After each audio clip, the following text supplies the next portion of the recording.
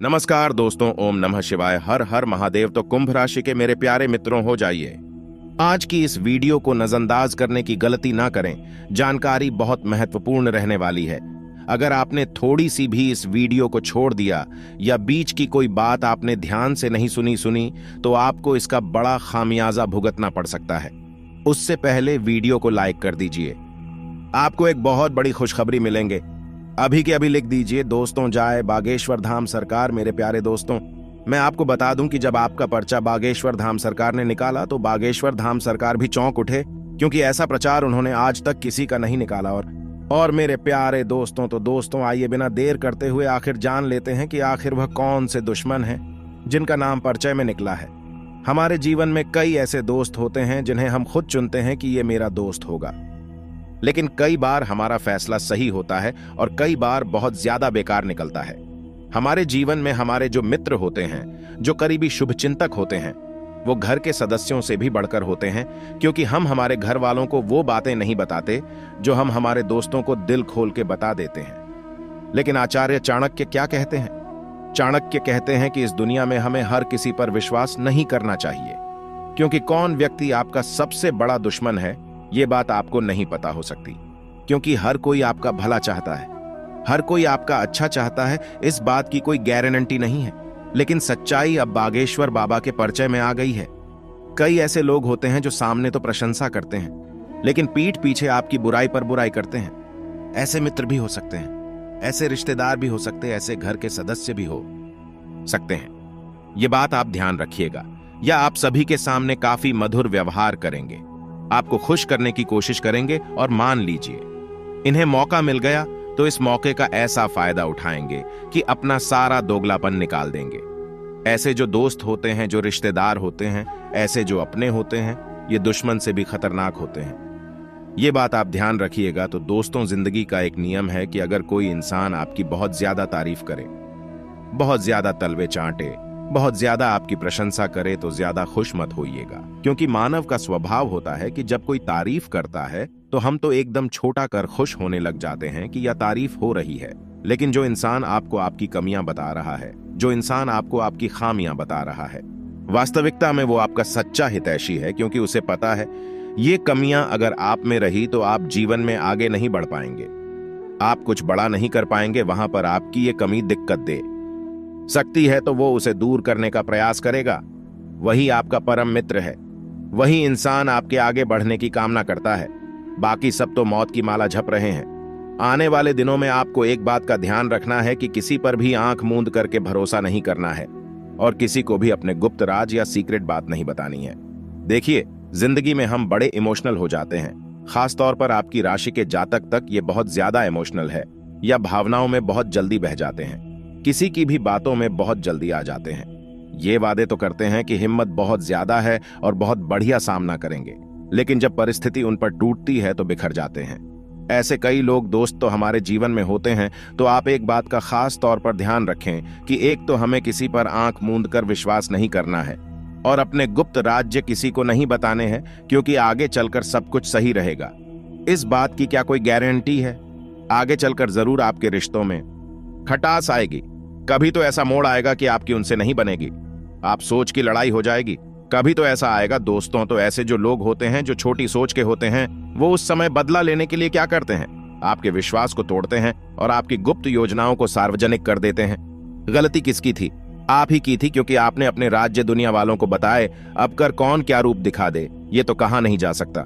आगे वीडियो में है बहुत महत्वपूर्ण सावधानियां, और अंत में हम आपको देने वाले हैं बहुत जरूरी उपाय। तो हमारा थोड़ा सा और साथ दीजिए और कृपया करके वीडियो को अंत तक देखते रहिए। आचार्य चाणक्य कहते हैं कि जब हम मित्रता किसी से जोड़ रहे हैं, जब हम रिश्ता किसी से जोड़ रहे हैं, तो अपने बराबर के लोगों से बनाना चाहिए। अब आपके समझ नहीं आ रहा होगा, हम आपको विस्तार से समझाते हैं। मान लीजिए आपने अपने बराबर के लोगों के साथ रिश्ता नहीं जोड़ा, तो वह जो रिश्ता है वह खराब होने की संभावना बढ़ जाती है। हम देखते हैं कि गरीब का कोई दोस्त नहीं होता, लेकिन अमीर के आसपास दोस्तों की टोली होती है। ऐसी अवस्था में धनवान तो बहुत खुश होता है कि यार मेरे पास तो बहुत सारे दोस्त हैं, और उसके दोस्त इसलिए खुश होते हैं कि धनवान उसके काम में उसकी मदद करेगा या मदद आएगा। ऐसे लोगों की पहचान करके आपको उनसे दूर रहना चाहिए। कहने का सीधा तात्पर्य है कि आप अगर एक मिडिल क्लास फैमिली से हैं तो एक बहुत अमीर या बहुत बड़े घर के व्यक्ति को भी आपको अपना दोस्त नहीं बनाना चाहिए। इसके पीछे कारण यह है, दोस्तों की आपसी तुलना जब होगी तो आपका दिल दुखेगा या उसका दिल दुखेगा। आपके विचार आपस में नहीं मिलेंगे, आपकी बॉन्डिंग आपस में नहीं मिलेंगे तो रिश्ते बिगड़ेंगे और वह व्यक्ति कहीं ना कहीं आपके लिए धीरे धीरे दुश्मन बनने लगेगा। अब मान लीजिए आप धनवान हैं और आप किसी गरीब व्यक्ति का साथ पकड़ते हैं तो कहीं कहीं पर उसको ऐसा लगेगा कि आप उस पर दया दिखा रहे हैं। आप भले अपने अच्छे के लिए कर रहे हैं, आप बड़ा दिल दिखाकर सब कर रहे हैं, आप उसके पैसे दे रहे हैं, आप उसको घुमा रहे हैं, लेकिन एक टाइम पर उसे लगने लग जाएगा कि तू होता कौन है मुझे सहारा देने वाला, मैं अपना सब कुछ देख सकता हूं। और यही चीजें रिश्तों को बिगाड़ती हैं, यही चीजें दोस्ती को बिगाड़ती हैं, दुश्मनी को पैदा करती हैं। वह व्यक्ति आपकी मौत की माला जपना शुरू कर देता है तो चीजों को समझने की जरूरत है।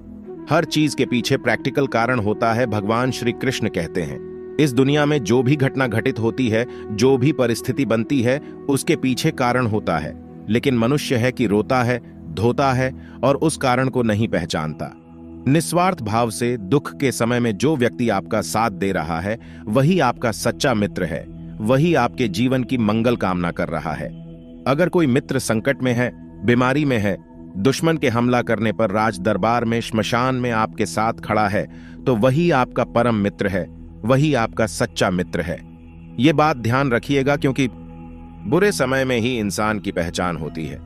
अच्छे समय में तो सारे रिश्ते बरकरार हैं, अच्छे समय में तो सब कोई हमारे साथ हैं, लेकिन जो इंसान बुरे दौर में हमारे साथ नहीं रहता वह हमारा मित्र नहीं हो सकता, वह हमारा हितैषी नहीं हो सकता। ऐसे लोगों से दूरी बनाइए और बुरे समय में ऐसे लोगों को पहचानिए जो वादे तो बड़े करते हैं लेकिन निभाने के साथ समय पर कड़ी मान लेते हैं। विपरीत स्वभाव के अगर दो लोग हैं तो उन्हें भी आपस में मित्रता नहीं करनी चाहिए, रिश्ते नहीं बनाने चाहिए। अगर रिश्ते दिखावे के होते हैं तो आप देख सकते हैं, सांप, नेवला, बकरी और बाघ, हाथी और चींटी, शेरनी और कुत्ता, इनकी कभी दोस्ती नहीं हो सकती। यानी कि जो दोस्ती होती है, जो रिश्ते बनते, जो मेल मिलाप होता है, वह समान सोच वाले लोगों के साथ बनता है, समान व्यवहार वाले लोगों के साथ बनता है। तो ऐसे में सज्जन और दुर्जन की दोस्ती हो ही नहीं सकती। या तो आप दुर्जन हो सकते हैं या तो आप सज्जन हो सकते हैं। सामने वाला या तो दुर्जन हो सकता है या सज्जन हो सकता है। अगर दोनों का स्वभाव समान है तो ठीक है, लेकिन दोनों अलग अलग है तो एक बात ध्यान रखिएगा, नियम के पेड़ को आप दूध से शीर्ष दो, शक्कर से शीर्ष दो, अपनी कड़वाहट नहीं छोड़ेगा। उसी प्रकार से दुर्जन व्यक्ति भी कितना भी आप कोशिश कर लो, वह अपना स्वभाव नहीं छोड़ेगा। वह कहीं ना कहीं आपको धोखा देगा, कहीं ना कहीं अपना असली रंग दिखाएगा। इसलिए ऐसे लोगों से जरा बचकर रहिए जो दुर्जन होते हैं। इसी के साथ दोस्तों संगत का असर मनुष्य पर सबसे ज्यादा होता है। हमारे बड़े बुजुर्ग कहकर गए हैं, जैसी संगति वैसी गति, फिर चाहे अच्छा हो या फिर बुरा, धीरे धीरे ही सही, लेकिन ज्यादा समय उसके साथ बिताने पर उसके गुण हमारे अंदर आने लगते हैं। इसीलिए जब भी आप दोस्ती कर रहे हैं तो इस बात का अवश्य ही ध्यान रखें कि आपका दोस्त कैसा है, क्या वह आपकी दोस्ती के लायक है, क्या वह आपको सही मार्ग दिखा रहा है या फिर गलत शिक्षा दे रहा है। जिंदगी में कई बार ऐसे क्षण आते हैं दोस्तों जब हमें जरूरत होती है अपनों की, और ऐसे अपने हमेशा हमारे साथ हो, ऐसे दोस्त हमें पालना चाहिए, न कि ऐसे दोस्त जो हमें धूम्रपान की ओर अग्रसर करें, गलत दिशा की ओर बढ़ावा दे, गलत काम की ओर बढ़ावा दें, कभी हमें मोटिवेट ना करें, हमें और भी ज्यादा गिराए। ये वही लोग होते हैं जो हमारे सबसे बड़े दुश्मन होते हैं। ये पिछले कई सालों से हमारे साथ होते हैं, हम इन्हें पहचान नहीं पाते। अब दोस्तों बात करेंगे आने वाले 7 दिनों की, जो आपके जीवन में महत्वपूर्ण रहने वाले हैं। और बागेश्वर बाबा ने जो भविष्यवाणी करी है आने वाले 7 दिनों की, उसे जानना भी बेहद जरूरी है, क्योंकि पर्चे में लिखिए एक बात आपके आने वाले 7 दिनों में सच होने वाली है।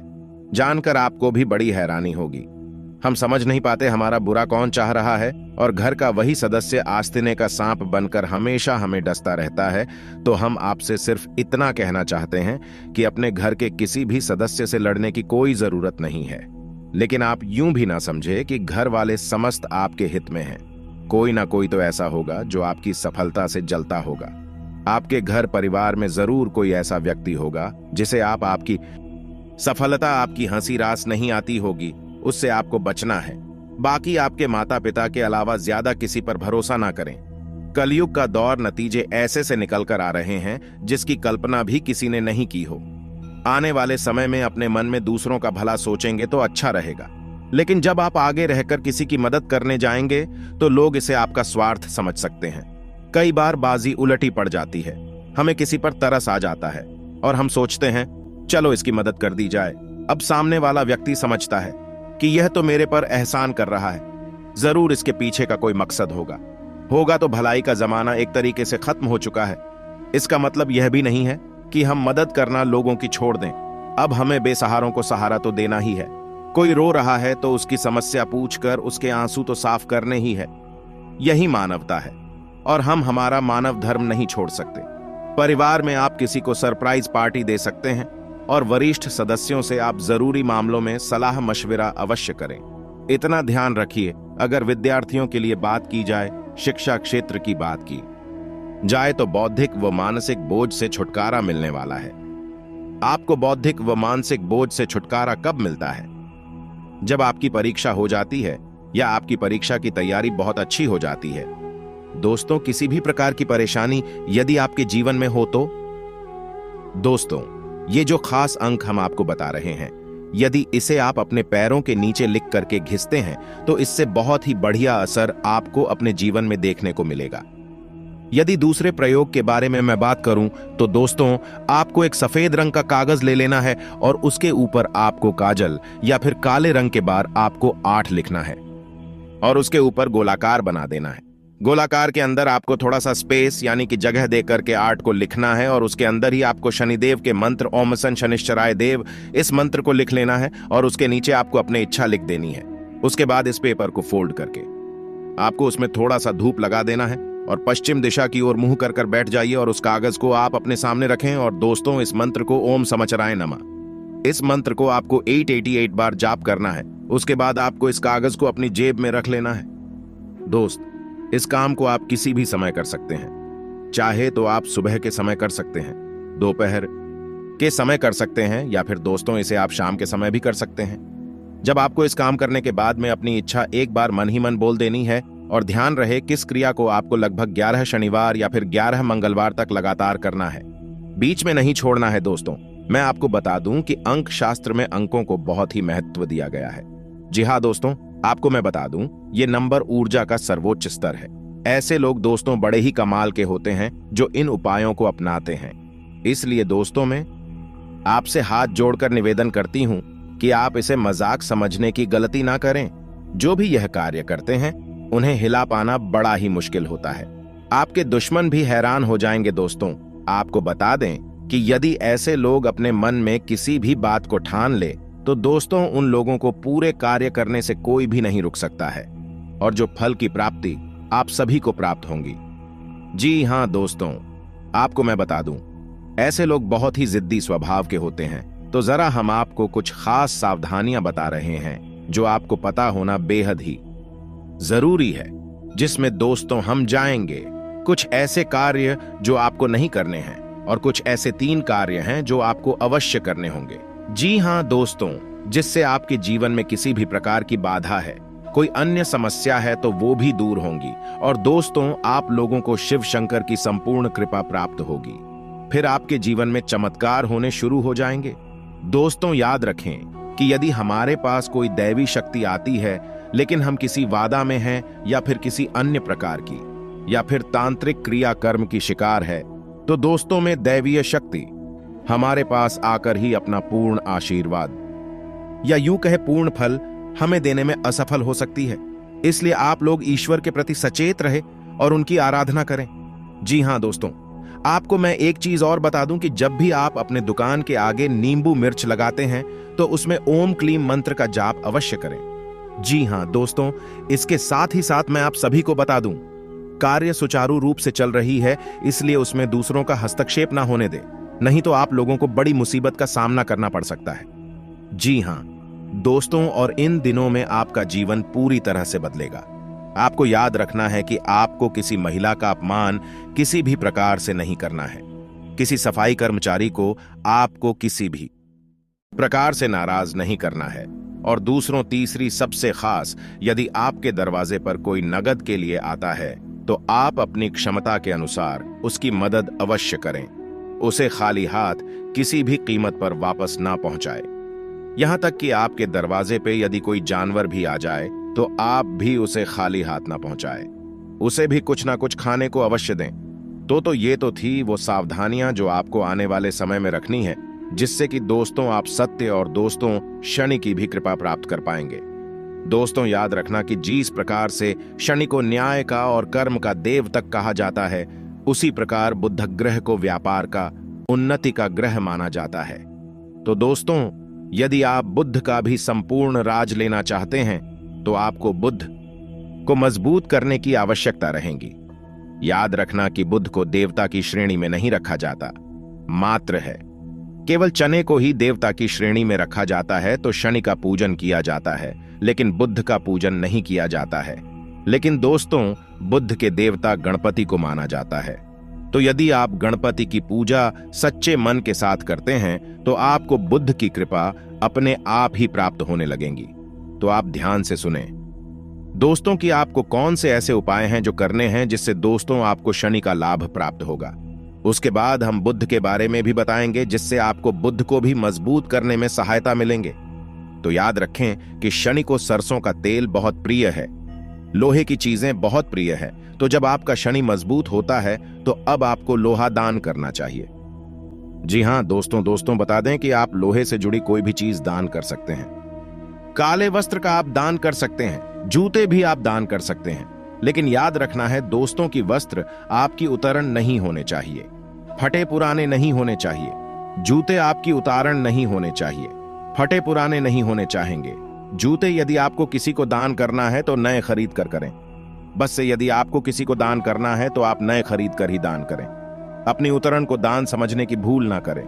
यदि आप अपने उतरे हुए कपड़े को किसी को देना चाहते हैं, जूते वगैरह हैं, तो किसी को देना चाहते हैं तो उसे बस यूं ही दे दे, दान का नाम उसे ना दें। इसी प्रकार दोस्तों आपको एक काम यह भी करना होगा कि शनिवार के दिन शनिदेव के मंदिर में जाकर सरसों के तेल का एक दीपक जलाना होगा। सरसों के तेल का जब आप दीपक जलाए तो आपको ओम शम शनिचराय नभः इस मंत्र का एक माला जाप भी करना होगा। आपको 11 शनिवार यह उपाय करना होगा। साथ ही साथ आपको छाया दान भी अवश्य करना होगा।